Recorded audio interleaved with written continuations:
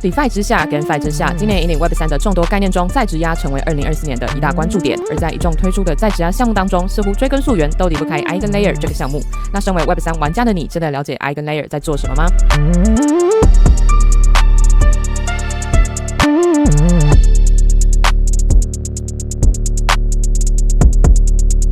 ？Very, very simple. Like Ethereum has these 900,000 validators around the world. They're basically computers that can do networking, storage, compute, anything you can imagine that computer can run, right? So they have this very large network of excess compute power, which EigenLayer then creates a job marketplace for these computers to opt into doing additional tasks and gain additional rewards. And if they don't do them correctly, then they get slashed and punished, right? That's all it is. That's, very simple. And through that process, you're able to, as a developer, program trust.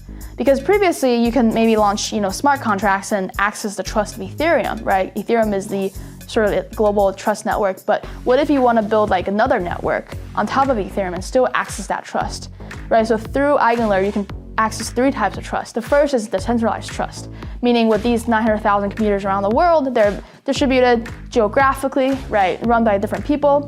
How do you tap into that and create a robust system, right, a censorship-resistant system? The second type of trust that you can access is economic trust. So the restaking part comes in where stakers like you and I, right, we're individuals, we deposit or stake, right, usually in LSTs, liquid staking derivatives or tokens, right, like stETH.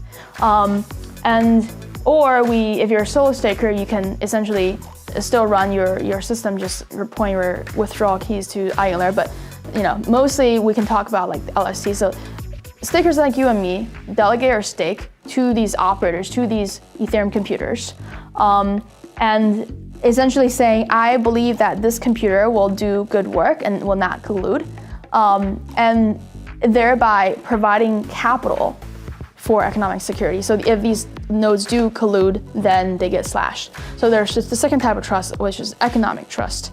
The third type of trust is Ethereum inclusion trust, meaning because most of these validators are Ethereum computers, you can do things on the proposer level, the block building level, where you can make changes to block inclusion, block structuring, block ordering, right?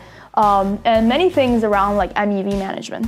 So essentially, as a developer, you're able to access and program trust through three different ways through EigenLayer, and essentially tap into the Ethereum trust network.